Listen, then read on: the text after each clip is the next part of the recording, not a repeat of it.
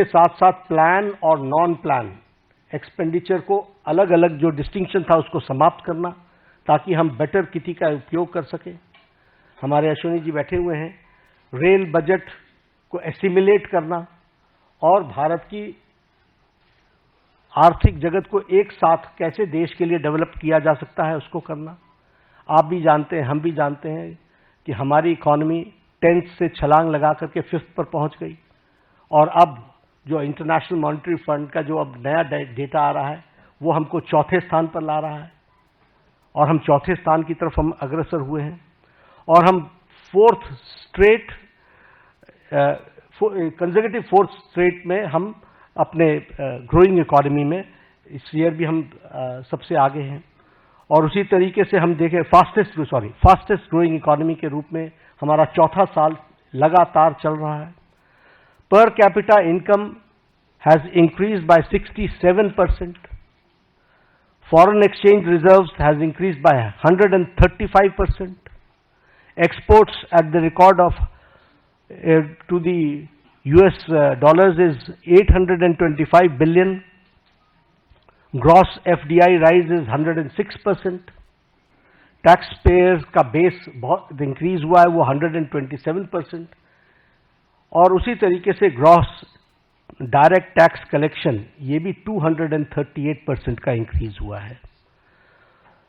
अगर एजेंसीज की बात करें तो bright spot international monetary fund Bharat की इकॉनमी को IMF बोलता है।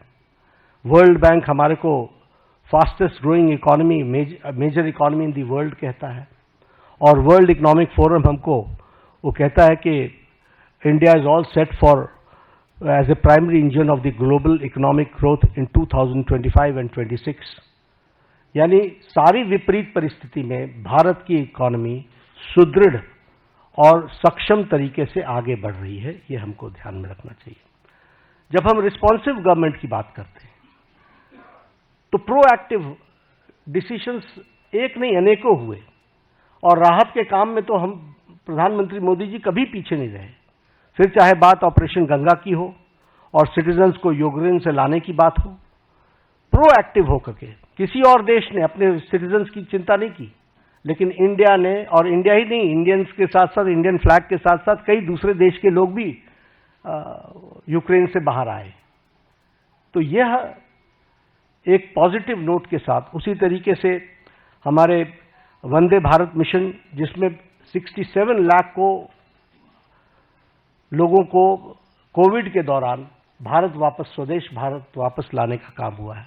ऑपरेशन देवी शक्ति में अफगानिस्तान से लोगों को वापस लाए। ऑपरेशन राहत में यमन से हम लगभग 5000 जो हमारे इंडियन सिटीजन थे उनको लेकर के आए, और उनके साथ साथ 41 नेशंस के जो दूसरे सिटीजन्स भी फंसे हुए थे उनको भी, मोर देन 1000 उनको भी निकाल करके लेकर के आए।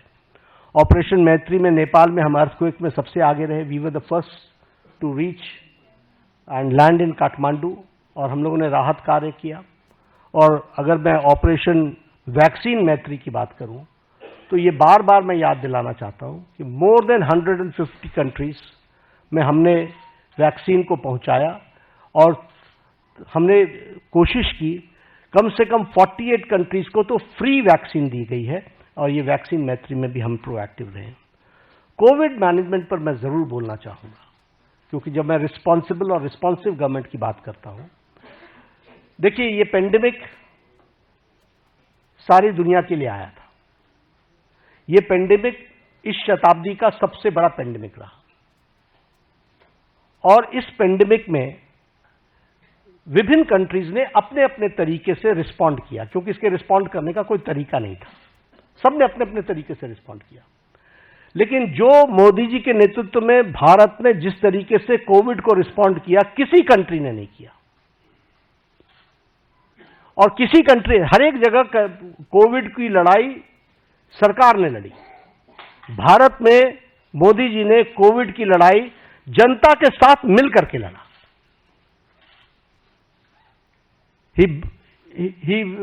उन्होंने जनता को साथ लेकर के चलने का तय किया, और इसीलिए जनता कर्फ्यू।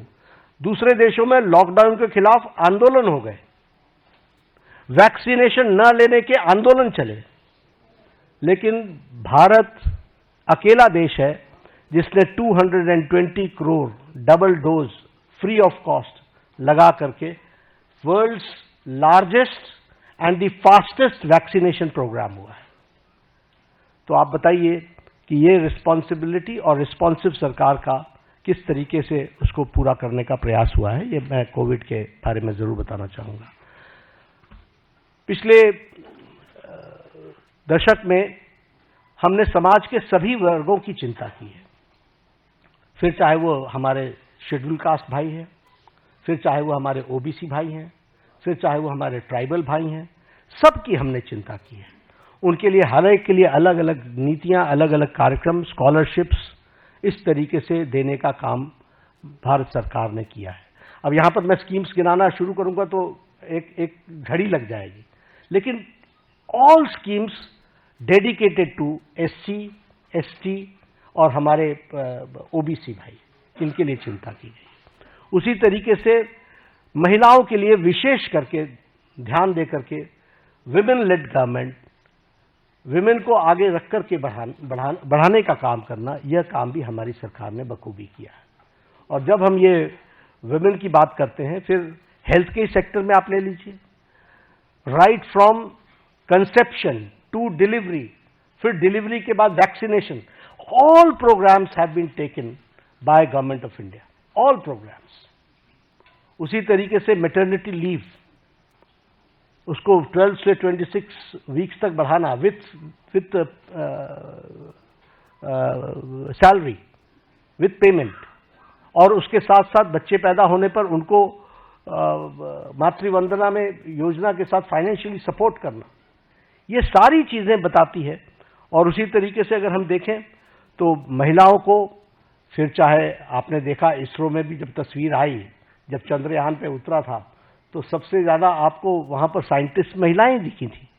अगर आप देखें तो पायलट्स बनाने से लेकर के, आर्मी में कमीशन देने से लेकर के, एनडीए में भर्ती से लेकर के, अभी एनडीए से भी पास आउट हो गए हमारे गर्ल स्टूडेंट्स, गर्ल कैडेट्स, सैनिक स्कूल में ऑल 73-76 हमारे जो सैनिक स्कूल्स हैं, 73 सैनिक स्कूल्स, उसमें उनको एडमिशन मिलना। इसके साथ साथ लखपति दीदी, और लखपति दीदी के साथ साथ हमारे सेल्फ हेल्प ग्रुप्स को प्रमोट करना।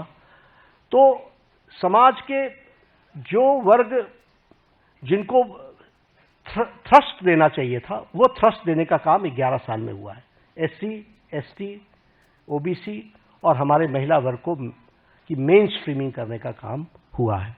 स्कीम्स के बारे में अगर मैं बात जैसे बार बार कर रहा हूं कि it will be very difficult for me कि मैं उनके आंकड़े रखने लगूं और स्कीम्स को रखने लगूं तो बड़ा लंबा समय चला जाएगा। जब मैं अकाउंटेबल गवर्नमेंट की बात करता हूं तो हमने अपनी रिस्पॉन्सिबिलिटी प्रधानमंत्री मोदी जी ने ली, गरीब कल्याण। अब ये गरीब कल्याण स्लोगन नहीं था, 70 साल से गरीबी हटाओ का नारा लेकर के हम नहीं चले रहे, हमने गरीब कल्याण करके दिखाया है। और आंकड़े इस बात के सबूत हैं कि 25 करोड़ लोग आज गरीबी की रेखा से बाहर आ चुके हैं। और ये मेरे आंकड़े नहीं हैं, ये आंकड़े नीति आयोग के हैं, ये आंकड़े इंटरनेशनल फोरम्स के, इकोनॉमिक फोरम्स के हैं। और उसी तरीके से extreme poverty has dropped by 80% decline. Pradhan Mantri Anna योजना, 80 करोड़ जनता को 5 किलो गेहूं या चावल देना, ये कोई छोटी घटना नहीं है। आवास योजना, आवास योजना में 4 करोड़ घरों को, आप ही जब अपने ट्रैवल करते थे गांव में तो आपको खपड़ैल के मकान दिखते थे, फूस के मकान दिखते थे, आज आपको पक्के घर दिख रहे हैं। जिस सड़क पर आप चलते थे वो हाईवे में, कभी आप हाईवे पर होते थे, कभी हाईवे से नीचे होते थे, अगर आपको उन दिनों की याद हो। आज आप जिस हाईवे पर चलते हो आपको खुद ही ध्यान में लेना पड़ता है कि अगर डाइवर्जन लेना है तो स्पीड इतनी है कि 2 किलोमीटर पहले से ध्यान में लेना पड़ता है कि I have to go left. ये आज हाईवे की स्थिति बन गई है।